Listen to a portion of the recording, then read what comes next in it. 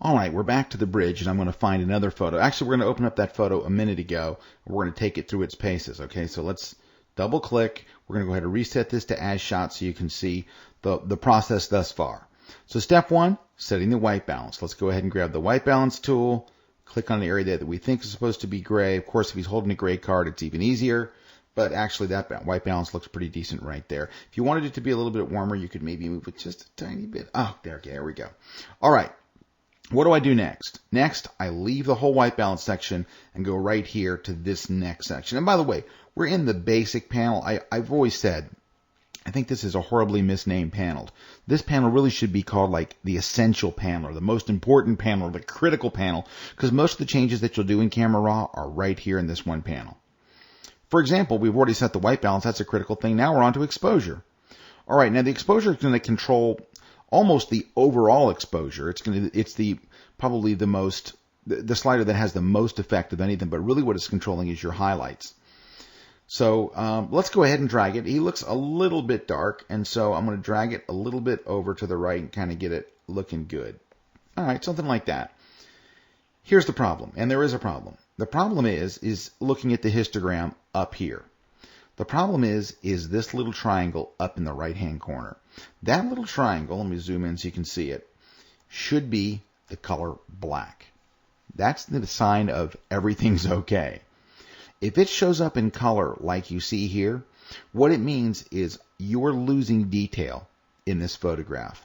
Part of this photograph is in trouble, big trouble, because with digital photography, we have to expose for the highlights. I mean, back in the film days, we exposed for the shadows and we let the highlights take care of themselves. But in the digital day, we have to really be concerned about actually losing data to where the highlight areas of our photo get so bright that they're clipped off. One way to look at your histogram, and if any part of your histogram is hitting this right wall, it means there's a problem. Well, Camera Raw has gone one extra step to let you know by having this little triangle up here. This is the highlight triangle, and this is the shadow triangle. If this triangle, and this is the one I'm concerned about, if this triangle turns any other color than black, you've got a problem. Right now it's telling you the reds in this photo are so bright that there will be no detail in them whatsoever.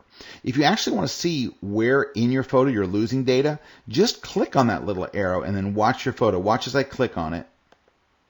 See all those areas that turned red? Those areas have no detail. That's lost detail in the reds in that area.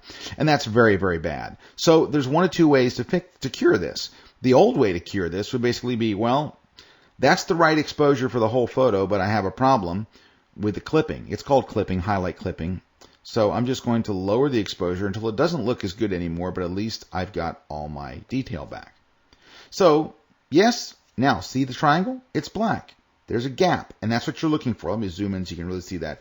You want a tiny little gap there at the highlights in critical areas of your photo. So if it's a picture of a person's face, you certainly want that little gap there. But my photo looks bad. So I did trade off having a properly balanced photo for the fact that I'm not losing any highlights. That's when the recovery slider comes in. This slider rocks, and here's why. Let's go ahead and get the exposure back where we think it should be. Maybe somewhere in there. But you can see, yep, I'm losing data. The exposure is much better. The highlights are much better anyway, but I'm losing data. The recovery slider lets you leave the exposure slider where it is. And it only recovers or brings back the very, very brightest highlights. Watch as I drag it to the right. You'll see those warnings go right away. But look, the photo's not too dark. I mean, come on, that's a miracle. That little slider right there, to me, was worth upgrading to CS3 for. Because I use it every single day. And I use it in exactly the order that you just saw me use it. I set the exposure first. I get the exposure where I know it should be. Or where I feel it should be, for me anyway. Because, I mean, you're the photographer. There is no international committee of exposure. You have to decide what's right for you. You get the exposure where you think it's exactly right for you. If you have clipping, then you go to the recovery slider. Now, before I go any further, I do want to tell you about two things. There's a couple of other methods you can use for highlight warnings other than what I did here. Let's go ahead and drop the recovery. Another way you can do it is if you hold the Option key on Mac or the Alt key on PC, and then you click the slider, it will show you the highlighted areas that way. So you can actually see what areas are turning bad, I guess is the best way. Turning bad. Yes, that's a good word. All right. And then you can just drag until the bad areas stop, which means your photo is terribly underexposed. All right. So that works there, but it also works, I think, more importantly, in the recovery slider.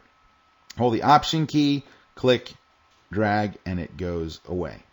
Now, I have to be honest with you. I only use these two methods, these two little tricks where you blank out the screen like that, when I have a hard time seeing the color, that red highlight. Because sometimes you're working in a photo and you turn on the red, and depending what's in the photo, it's really hard to see which areas are clipping. Now, one more thing about clipping before we move on, and that is you have to be careful about this. And let me explain how. What's really most important is that the clipping doesn't happen in areas of important detail. In other words, if you take a picture of the sun, there is no data in the sun. The sun doesn't have any detail. It's just a very, very bright ball. So there'll always be clipping there. And you don't want to adjust your whole photo or even do the recovery thing and try to recover a bright sun in the background. It's just not going to happen. If there's something super shiny, if the sun is shining off a chrome bumper, there's no detail there. So you want to look at your photo before you start going crazy over all this. I've got to get back every bit of data and decide, is the clipping happening in a place of important detail? Same thing with the shadow. Now, I don't worry about the shadows nearly as much. I'm really concerned about the highlights. But in the shadows, there's some shadows back here in the back of his jacket, probably. It's probably clipping there. Let's see where the clipping areas are. Well, you can hardly even see them. So let's see if I increase the blacks if I can find some. Okay, yeah, it's in his jacket. That isn't an area of really important detail to me, in the shadow area of his jacket. So you have to make a decision.